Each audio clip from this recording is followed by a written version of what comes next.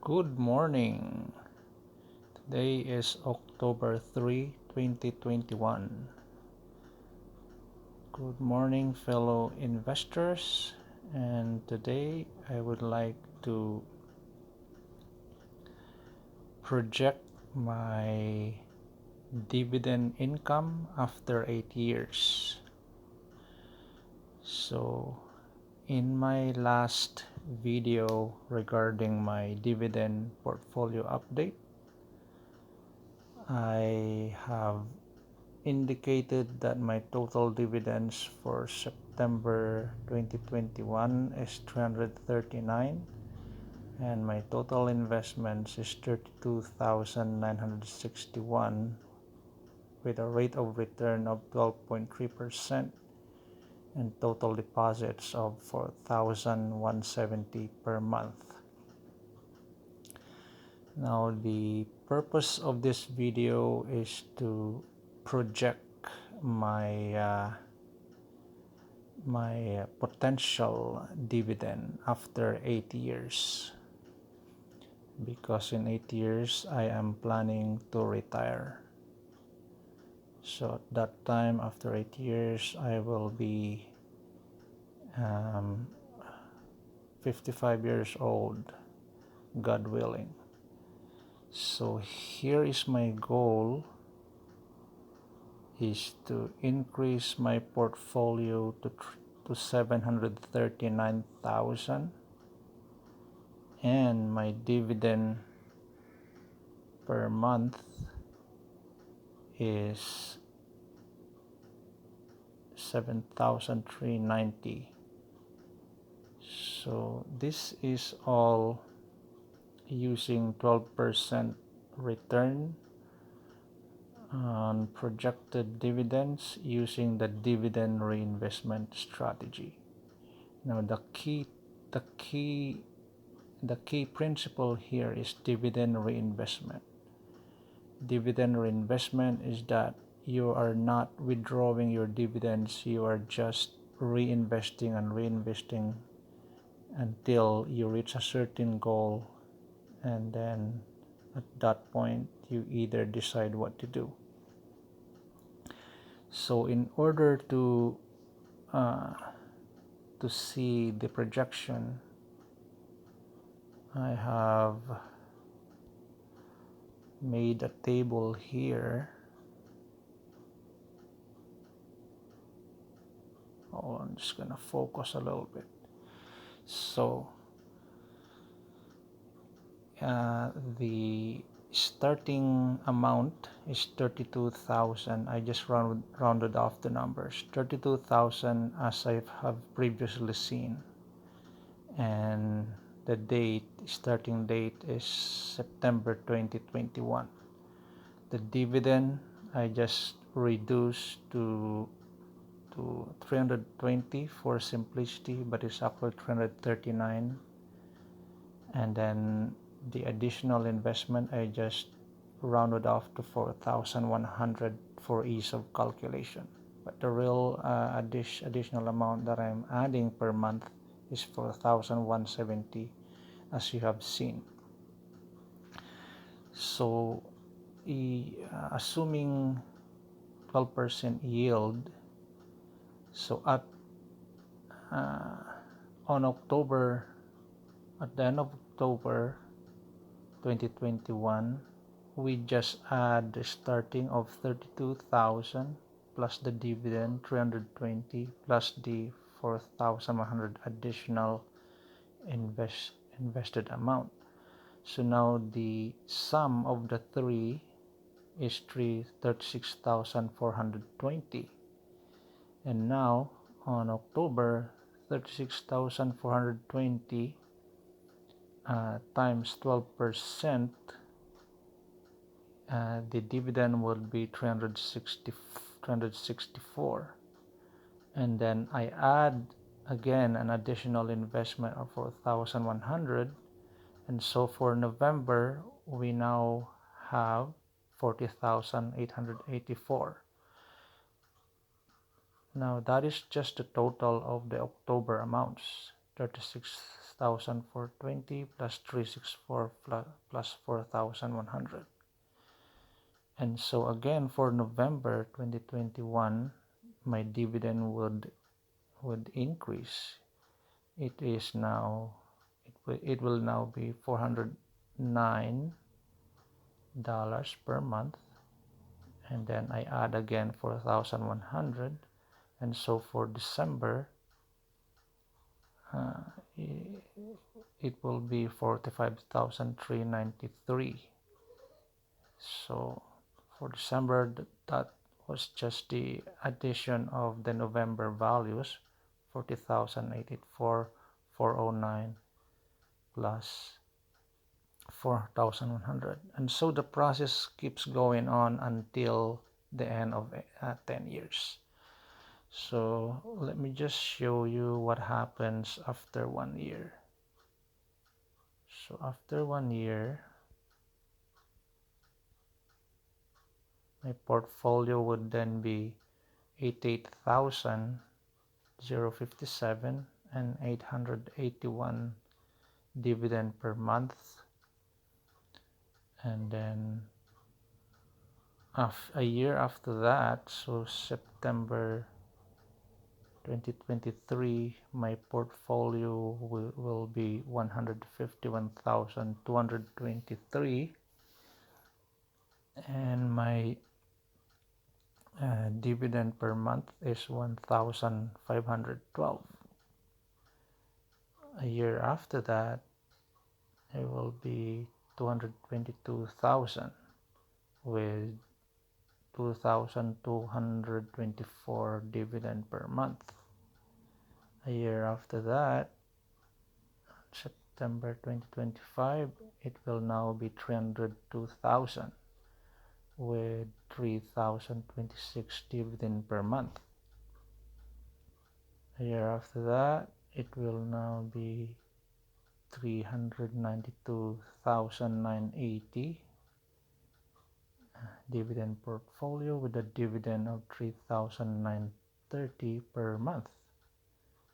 And a year after that, it will now be 494,818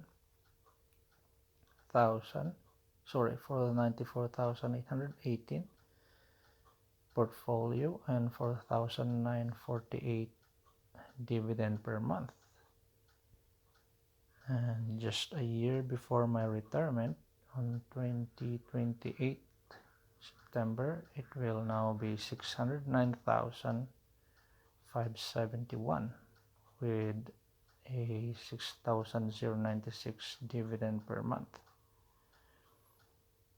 And then finally, at retirement date, at September 2029, the portfolio now, the total is 738,879, and then the dividend is 7,389 per month. Now, those values is assuming a 12% yield. However, if the dividend yield is 10%, I have made the following table also. So I'm just gonna mention the portfolio. 2021, that's the starting, is 32,267 dividend. 2022, 86,724 dividend. 2023 September, a year after, is 147,000 with 1,229 dividend. Year after that is 214,000 with 1,787 dividend.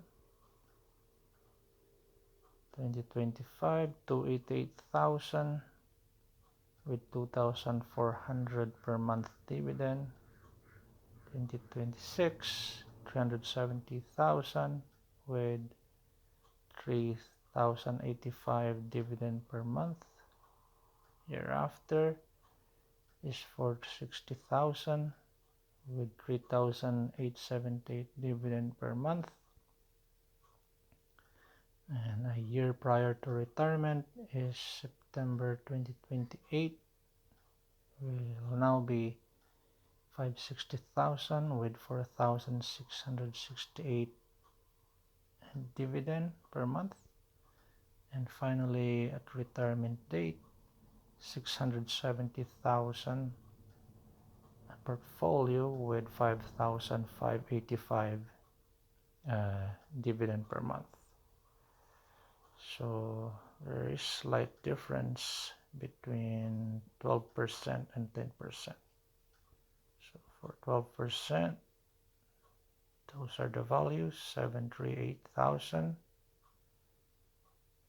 with 7,389 dividend, and for 10%, 670,000 with 5,585, 586. So yeah, a little bit less than 2,000 difference in dividend per month.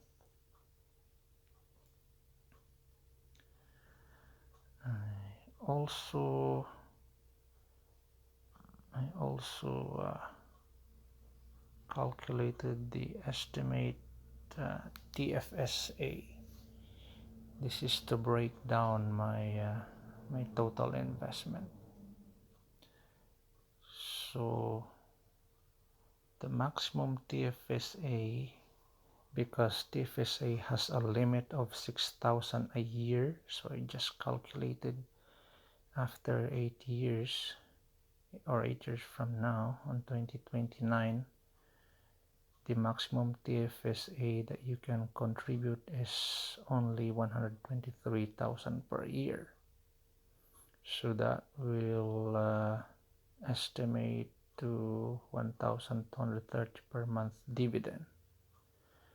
The problem with that is I need to invest my money into my personal account, because you can only contribute 123,000 to your Tfsa because of limits. So then my projected personal investment account will be 207,000 with a 1,700 per month dividend net. This is assuming 20% tax already deducted. However, the 330,000 RRSP. So what I did is I just divide the total amount, which is 738,000. I just divide it by 2, and then I just rounded off the figures to come up with 330,000 for my RRSP. And then so using 12% again, 3,300 per month is my dividend. However, there is a big limitation to that, because for RRSP you will be taxed very severely. So in order to deal with that, there is what's called RRIF, Registered Retirement Investment Fund. And what that is they only allow you certain percentages to withdraw for maximum. So here is the estimate. that I calculated. At 55 years old, only 2.86% of your RRSP will be is the maximum withdrawal per year without incurring any taxes or additional taxes, sorry. So I just plug in the value of 330,000 RRSP into here and multiply that by 0.0286. So my maximum withdrawable amount for RRIF is 9,438 per year, and that will be 786 per month. Now, if I withdraw my RRF at 60 years old, these are the values, assuming a 6% growth per year. Also, in order to plan for my retirement, I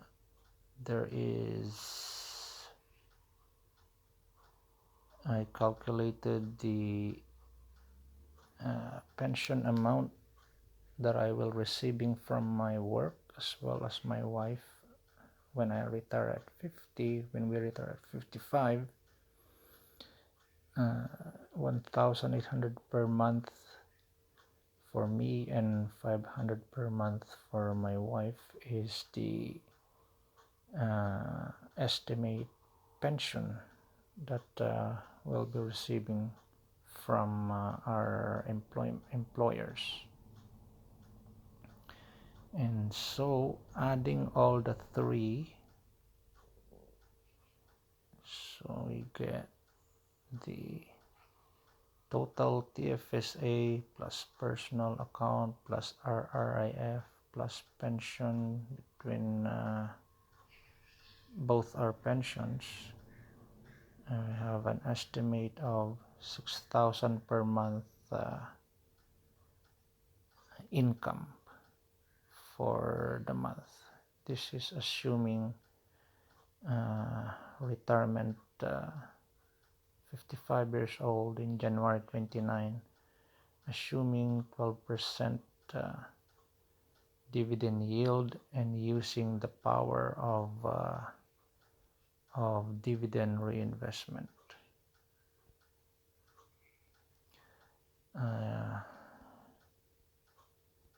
So I'm gonna go back to my goal that I mentioned. That is my goal, our goal for retirement 8 years from now. And to achieve that, we need to use the power of dividend reinvestment plus consistent additional investments.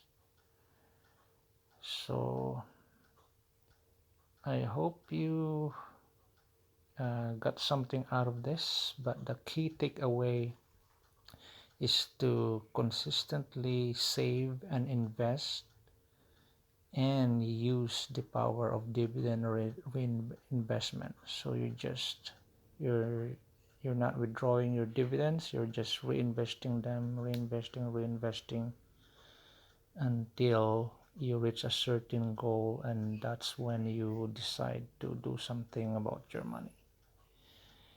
Okay, I hope I provided some interesting ideas for you here for your investing needs. And if you like this video, please subscribe, like, and share. Subscribe to my channel, like and share.